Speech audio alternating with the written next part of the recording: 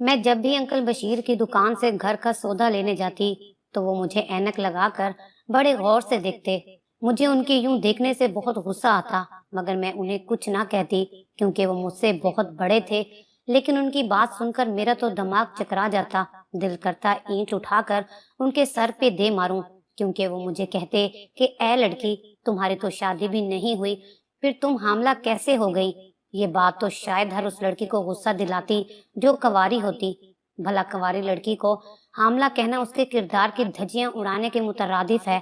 لیکن دکھ تھا اس بوڑھے پر جو میرے غصے کے باوجود مجھے بلا کر روز ایک ہی جملہ بولتا کہ تمہاری تو شادی ہی نہیں ہوئی، پھر تم حاملہ کیسے ہوئی؟ جبکہ یہ تو ناممکن تھا کیونکہ میں کنواری تھی۔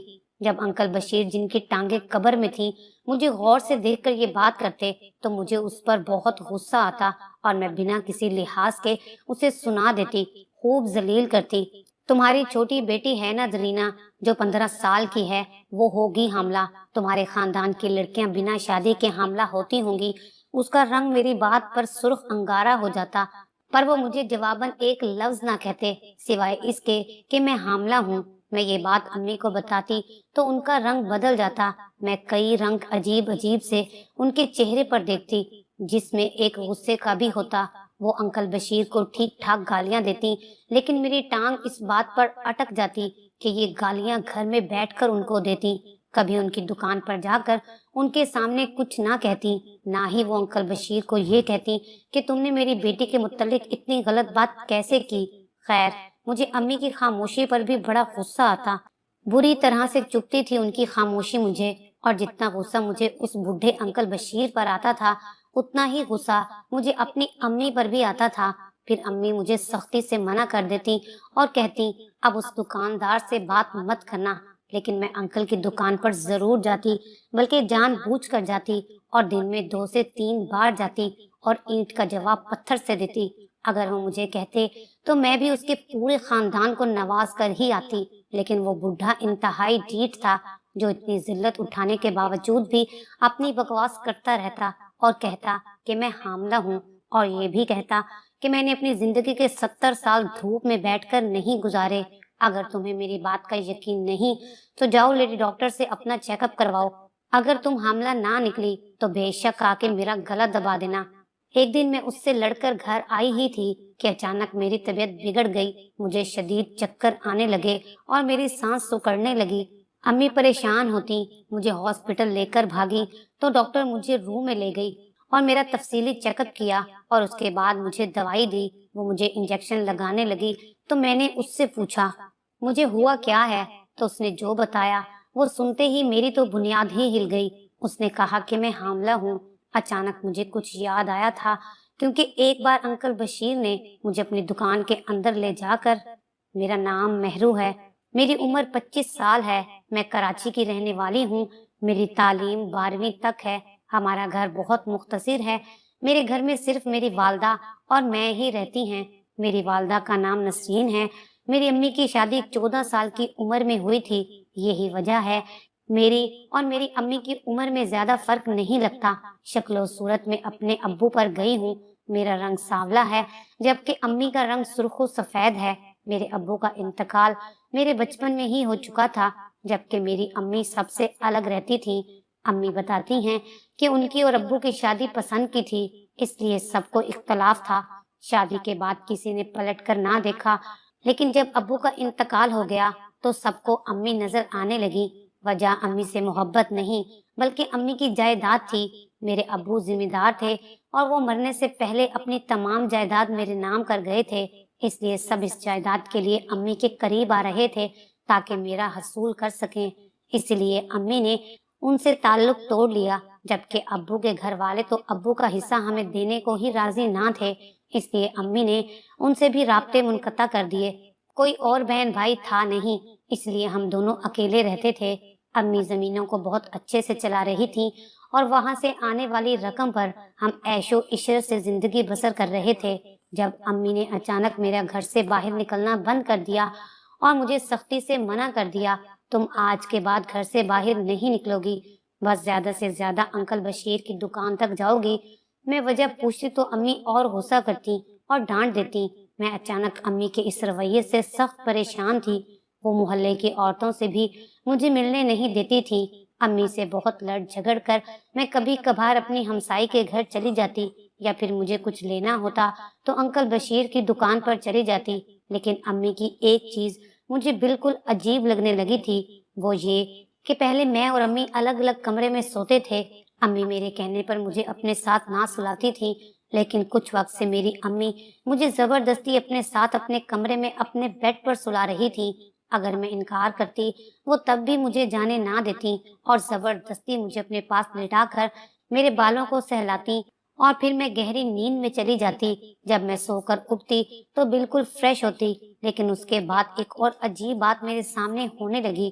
میں روز انکل بشیر کی دکان پر جاتی تو وہ مجھے بڑے غور سے دیکھتے اور کہتے کہ تم تو کنواری ہو، پھر حاملہ کیسے ہو گئی، اور میں اس کو کھری کھری سناتے ہوئے گھر آ جاتی۔ لیکن اچانک طبیعت خرابی پر میری امی پریشان ہو گئی تھی، مجھے ہاسپٹل لے کر گئی تو ڈاکٹر کی بات سنتے ہی میرے پیروں تلے سے زمین نکل گئی کہ میں حاملہ ہوں۔ یہ سنتے ہی میں بے چینی سے اپنی امی کو دیکھنے لگی، کیونکہ میں تو کنواری تھی۔ اس کے علاوہ آج تک کوئی مرد میرے قریب تک نہ آیا تھا۔ میں بہت با کردار اور پاک لڑکی تھی، لڑکوں سے تعلق تو دور، میں نے کبھی دوستی بھی نہ رکھی تھی، تو پھر میرے پیٹ میں یہ بچہ کیسے؟ میری امی کا چہرہ بھی سفید پڑ چکا تھا۔ امی نے ڈاکٹر سے کہا، آپ کو کوئی غلط فہمی ہوئی ہوگی، یہ حاملہ نہیں ہو سکتی، آپ دوبارہ چیک اپ کریں۔ تو ڈاکٹر نے امی کو عجیب نگاہوں سے گھورا اور بولی، بی بی یہ حاملہ ہی ہیں، اور بہتر ہے اب آپ ان کا خیال رکھیں اور اس سے بھاری چیزیں نہ اٹھوائیں، زیادہ کام نہ کروائیں اور بیڈ ریسٹ کرنے دیں۔ ڈاکٹر امی کو ہدایت دے رہی تھی، جبکہ میں پاگلوں کی طرح بیٹھی تھی۔ جب ڈاکٹر نے امی کے کہنے پر میرے بازو پر اچانک سکون کا انجیکشن لگا دیا، انجیکشن کا اثر بھی فوری ہوا اور مجھ پر غنودگی طاری ہونے لگی۔ نیند میں جانے سے پہلے میں نے اپنی امی کی آواز سنی، وہ ڈاکٹر سے کہہ رہی تھی، ہمیں یہ بچہ نہیں چاہیے، آپ ضائع کر دیں۔ جسے سنتے ہی ڈاکٹر ان پر برس پڑی اور نہ جانے انہیں کیا کیا باتیں سنا رہی تھی۔ جب میری آنکھ کھلی تو میں ہاسپٹل کے کمرے میں موجود تھی۔ میری امی پریشانی سے کمرے میں ٹہل رہی تھی۔ میں نے امی کو دیکھا تو بے ساختہ رونے لگی۔ میری امی میرے قریب آئیں اور مجھے خود سے لگا لیا۔ میں اپنی امی کے گلے لگ کر رونے لگی۔ میں انہیں بتانے لگی، امی آپ یقین کریں، میں پاک دامن ہوں، میں بے گناہ ہوں، میں نے ایسا کچھ نہیں کیا، میں نہیں جانتی میرے پیٹ میں یہ بچہ کیسے آیا۔ میں رو رہی تھی اور میری امی مجھے تسلی دے رہی تھی، ارے بیٹا چپ کر جاؤ، کچھ نہیں ہوتا، سب ٹھیک ہو جائے گا۔ پھر میری امی مجھے اپنے ساتھ گھر لے آئی اور مجھ سے کہا، تم پریشان مت ہو، سب ٹھیک ہو جائے گا، کوئی تمہارے کردار کو برا نہیں کہے گا، کسی کو پتہ نہیں چلے گا کہ تم ماں بننے والی ہو۔ میں نے امی کو پریشانی سے دیکھا اور پوچھا، پر امی کیسے؟ تو وہ جو بولی وہ سن کر میرے تو ہوش اڑ گئے۔ میری امی کہہ رہی تھی، میں 2-3 دن میں ہی کسی اچھے ڈاکٹر کا پتہ کر کے تمہارا ابورشن کروا دوں گی۔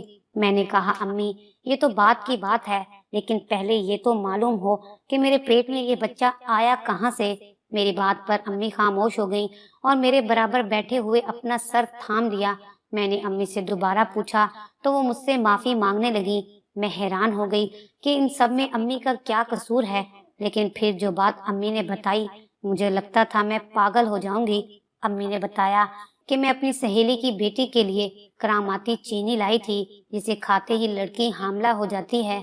غلطی سے وہ چینی تم نے بھی استعمال کر لی۔ میں امی کو بے یقینی سے دیکھنے لگی۔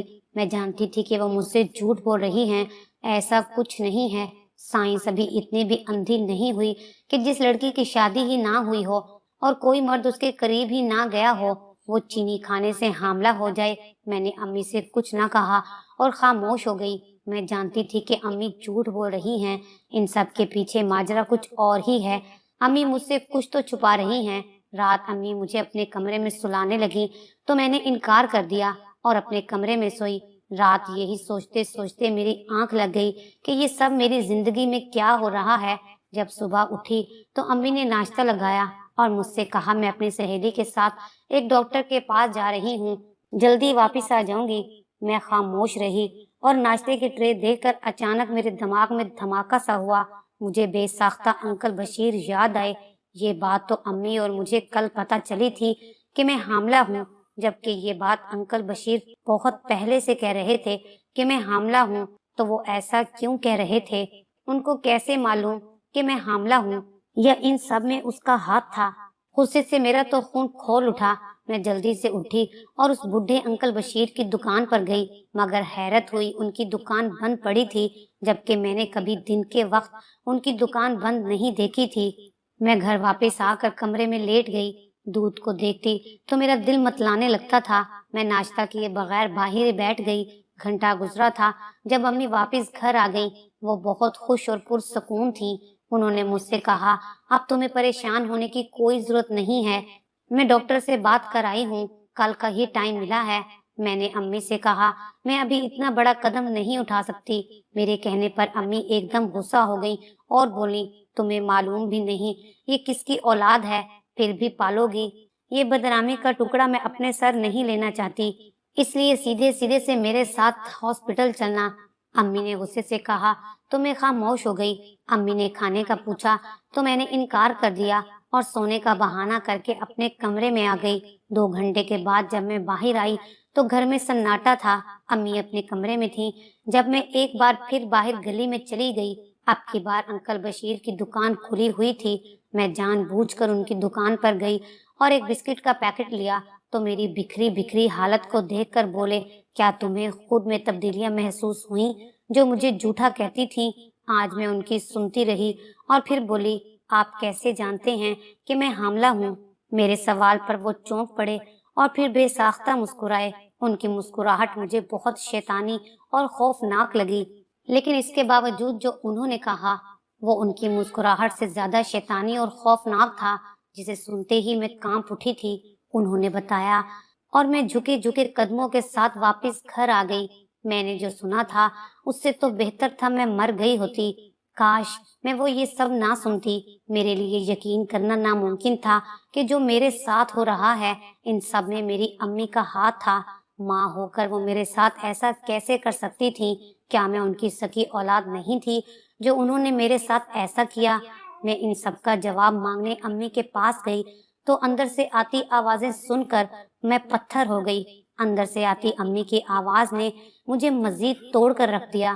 میں دروازے کے پاس ہی زمین پر بیٹھتی چلی گئی۔ میری امی اندر کسی سے فون پر محو گفتگو تھی۔ وہ فون پر کہہ رہی تھی، اس میں خود غرضی کی کون سی بات ہے؟ اگر میں اپنے بڑھاپے کے متعلق سوچوں تو کیا غلط ہے؟ آج کل تو سکی اولاد ماں باپ کو اولڈ ہوم میں چھوڑ دیتی ہیں، پھر مہرو تو میری سکی بیٹی بھی نہیں۔ وہ شاید فون پر بات کرتے کرتے باہر نکلی تھی کہ دروازے پر مجھے دیکھتے ہی ان کے قدم دروازے پر ٹک کر رک گئے۔ انہوں نے فوراً ہی فون رکھ کر مجھے نیچے سے اٹھانا چاہا، جبکہ میں نے چیختے ہوئے ان کا ہاتھ جھٹک دیا اور ان سے پوچھا، یہ سب کیوں آپ نے میرے ساتھ کیا؟ مجھے سب کچھ سچ جاننا ہے۔ امی مجھے سچ سچ بتائیں، کیوں کیا آپ نے میرے ساتھ ایسا؟ امی مجھ سے 2 قدم پیچھے ہو گئیں۔ ان کا رنگ بالکل زرد پڑ گیا۔ وہ حیرت سے مجھے دیکھنے لگی اور میں چلا چلا کر رونے لگی۔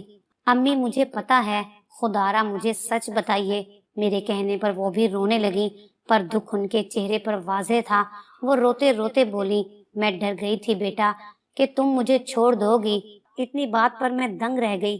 میں نے ان کی صفاقی دیکھی، وہ اتنی خود غرض تو کبھی نہ تھی، یا میں ہی ان کا چھپا ہوا ہولناک چہرہ نہ دیکھ سکی تھی۔ پھر انہوں نے روتے روتے مجھے ساری حقیقت بتانی شروع کر دی۔ میرے والد ایک گاؤں کے ذمہ دار تھے جن کا نام بلال تھا۔ ان کی بیگم کا نام صادقہ تھا۔ بلال اپنے گھر والوں سے الگ رہتے تھے، جبکہ صادقہ کا کوئی تھا ہی نہیں۔ شادی کے کئی سال بعد ان کے گھر اولاد کی پیدائش ہوئی جو بیٹی تھی، بالکل اپنی ماں کی طرح، بہت پیاری۔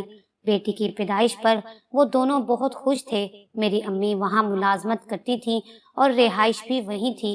بانجھ ہونے کی وجہ سے شوہر طلاق دے چکا تھا اور دوسری شادی کرنے کو کوئی تیار نہ تھا۔ میری امی اسی ذمہ دار کے گھر پر رہتی تھیں اور ایک طرح سے مالکن کی ملازمہ تھیں۔ ایک دن شہر جاتے وقت وہ لوگ اپنی بچی کو امی کے سپرد کر گئے اور واپسی لوٹتے ہوئے ان کی کار کا ایکسیڈنٹ ہو گیا۔ مالکن تو موقع پر ہی وفات پا گئیں، جبکہ مالک 2 دن زندہ اور ہوش میں رہے۔ اپنے پورے ہوش و حواس میں انہوں نے ساری زمین اور جائیداد اپنی بیٹی کے نام کی۔ ان کی گارڈین میری امی کو بنا دیا۔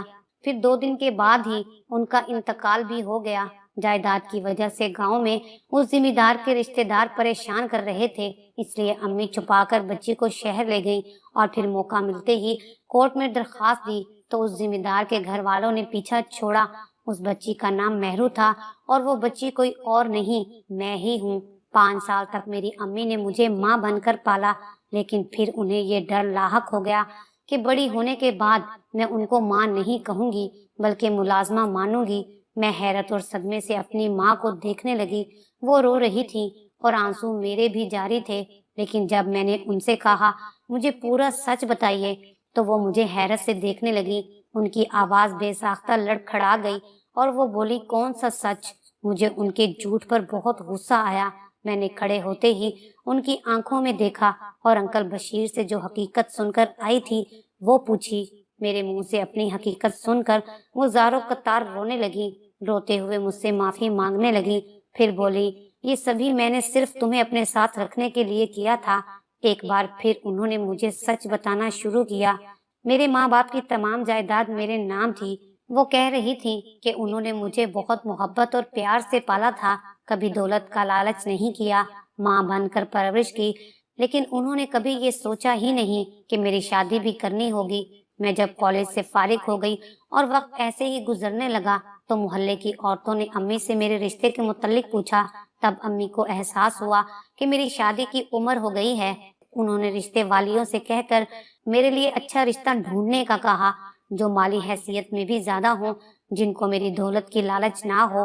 अम्मी मेरे रिश्ते तलाश कर रही थी, जबकि मैं फरागत में कुकिंग सेंटर ज्वाइन कर चुकी थी। मैंने जिनसे कुकिंग सीखी थी वो चीफ थे। उनका नाम माजिद था, लेकिन वो बेरोजगार थे और काफी गरीब भी। मैं उनसे खाना बनाना सीख रही थी जब मुझे इल्म ही ना हुआ और मैं उनसे मोहब्बत करने लगी। वो भी मुझे पसंद करने लगे। मैंने भी ये बात अपनी अम्मी को बताई तो उन्हें बहुत इख्तलाफ हुआ और उन्होंने सख्ती से मना कर दिया। वो गरीब हुआ तो मेरी दौलत हड़प कर जाएगा और हम रोड पर आ जाएंगे, बेसहारा हो जाएंगे। कहने को वो मुझे सकी औलाद समझती थी, लेकिन उन्होंने जो कहा वो मेरे दिल के कई टुकड़े कर गया। वो ये सोचती थी कि आज के दौर में तो सकी औलाद साथ नहीं निभाती, तो मैं तो सुतेली थी। उन्होंने मुझे बहुत मना किया, बहुत इख्तलाफ किया। मैं जिसको पसंद करती थी उसे भी कहा कि वो मुझे छोड़ दे, लेकिन हम दोनों एक दूसरे से बहुत मोहब्बत करते थे। मेरी जिद के आगे अम्मी हार गईं। फिर मेरी शादी माजिद से हो गई और मैं रुखसत होकर उसके छोटे से घर में चली गई। मेरी अम्मी बहुत परेशान रहने लगी। माजिद बहुत अच्छा शौहर साबित हुआ, लेकिन मैं कुछ ही दिन में उनकी नौकरी ना लगने पर परेशान हो गई और अम्मी से कहा, अम्मी कुछ जमीनों से आने वाला हिस्सा या कुछ हिस्सा बेचकर माजिद को कारोबार करने के लिए दे दे। ये सुनते ही अम्मी की सांस साकिन होने लगी। वो सोचने लगी कि दौलत और जायदाद हाथ से चली जाएगी और फिर मैं भी अभी इसी मसले को लेकर परेशान थी जब अचानक मेरा एक्सीडेंट हो गया। सर पर चोट लगी और होश आया तो मालूम हुआ कि मेरी याददाश्त जा चुकी थी। मुझे सिर्फ शादी से पहले तक का याद था। अम्मी ने इसका फायदा उठाया और मुझे घर ले आई। मेरे शोहर पर इल्जाम लगाया कि वो मेरे साथ बुरा सलूक रखता था और मेरे शोहर को धमकाया कि उसे तलाक दे दो। मेरे शोहर ने बहुत शोर किया, लेकिन अम्मी ने पैसों के जोर पर उसे जेर कर लिया। मैं हैरत से अपनी अम्मी को देख रही थी, जो ये सारी दास्तान अपने मुंह से सुना रही थी। उन्होंने रोते हुए कहा, तुम्हारे पेट में बच्चा भी तुम्हारे शोहर का है। मैं अपनी अम्मी को गुस्से से घूरने लगी। मैंने अम्मी से कहा, आपने जो भी मेरे साथ किया मैं आपको माफ कर देती, लेकिन अब नहीं करूंगी, क्योंकि आप अपनी खुदगर्जी में मेरी औलाद को भी मारना चाहती थी। मेरी बात पर अम्मी ज़ारो कतार रोती मुझसे माफिया मांगने लगी, लेकिन मैंने उन्हें माफ नहीं किया, बल्कि उनसे कहकर माजिद को बुलवा लिया। याद तो मुझे अब भी कुछ नहीं आया था, लेकिन अब मैं लौटना चाहती थी अपने शोहर के पास। माजिद आया तो मैं उसके साथ चली गई। माजिद को देखते ही मुझे उसमें अपनेपन का एहसास हुआ था। ऐसा लगता था कि तपते सहरा से मैं छाँव में आ गई हूँ। मैं जब दुकान पर गई थी और अंकल बशीर से पूछा था कि आपको कैसे पता चला कि मैं हामला हूँ, तो उन्होंने सब बताया कि बेटा तेरी माँ ने तेरे शोहर को भगा दिया और सबको कहा कि कोई तुम्हें ये नहीं बताएगा कि तुम शादीशुदा हो, और फिर कहना शुरू कर दिया कि तुम कंवारी हो। अंकल ने मुझे बताया था कि मैं शादीशुदा हूँ। जब मैंने उनसे पूछा आपको कैसे पता चला कि मैं हामला हूँ, तो उन्होंने बताया बेटा तुम्हारी चाल ढाल से तुम्हारे चलने का तरीका बिल्कुल हामला औरतों जैसा था। और मैं उनके तजर्बे पर हैरान रह गई थी। मैं अपने शौहर के घर लौट चुकी थी। मैंने माजिद को सारी हकीकत बताई तो वो अफसरदा हुए, मेरी माँ की सोच जानकर, और फिर मेरी उम्मीद से होने की खुशखबरी पर खुश हुए। माजिद ने मुझसे कहा तुम अपनी सारी जमीनें अपनी अम्मी के नाम कर दो। तो मैंने उनकी बात मान ली और अपना हक छोड़ दिया कि मेरी अम्मी ने जो भी किया, पर इस बात पर मुझे कोई शक नहीं था कि उन्होंने मुझे मोहब्बत से पाला था। मैंने कुछ दिन में जमीनें अम्मी के नाम कर दी और माजिद के साथ उन्हें कागजात देने गई तो वो मेरे आगे हाथ जोड़कर रोने लगी और उन्होंने जमीनें लेने से इनकार कर दिया। वो कहने लगी नहीं बेटा, मैं तो बस इसलिए डर गई थी कि कहीं तुम मुझे छोड़ ना जाओ। मेरे दिल में डर था कि तुम मेरी सगी बेटी नहीं हो, बल्कि मैं तो तुम्हारी मुलाजमा थी, तुम्हारी माँ नहीं थी। तुम्हें कभी यह हकीकत पता चली तो मैं तुमसे दूर हो जाऊंगी। मैं लालच में आ गई थी, लेकिन मैं गलती पर थी। मुझे माफ कर दो मेरी बेटी। वो मुझसे बहुत रोते हुए माफी मांगने लगी तो मैंने उन्हें माफ कर दिया। इस बात को अब 5 साल हो गए हैं। माजिद की अच्छी नौकरी लग गई है और अल्लाह ताला के करम से मैं 3 बच्चों की माँ हूँ। अम्मी और हम सब मिलकर एक अच्छी जिंदगी गुजार रहे हैं।